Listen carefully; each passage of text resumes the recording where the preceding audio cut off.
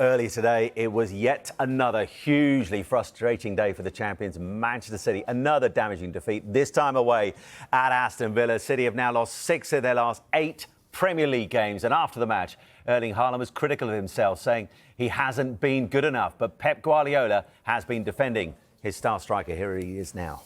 I'm not agree with him. Without him, it will be even worse. But I like the players feeling that way. It's the only chance that we have, to get better. There is 2 options. It's like I said, your colleague, ask me if I judge myself, say yes. And so in the other situation is blame for you having your side. That depends on them.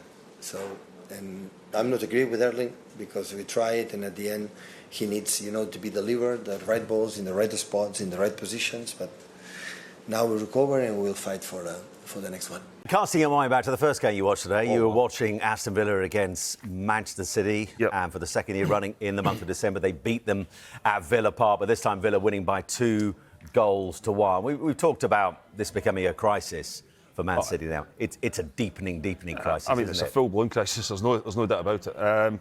We thought it was a dip, but it's Manchester City in a bad place right now. The 2 midfielders, it ended up Bernardo Silva and Jack Grealish as our 2 midfielders sitting there trying to get them back into it. But take nothing away from Aston Villa.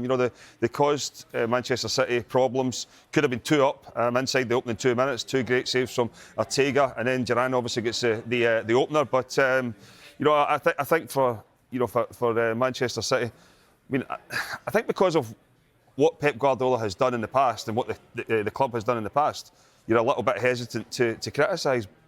But it's coming to the stage. You'd have been laughed into the next century if you said that was going to be their run over the last 12 results at the start of the season. You would have. But you look at it, and as I said, you're a little bit hesitant to criticise Manchester City.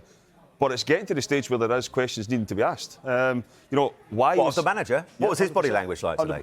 Well, he ended up, Haaland and Anna were speaking at the end of the game, and he ends up going in to try and separate them as if there was an argument, and it ends up being an argument with them.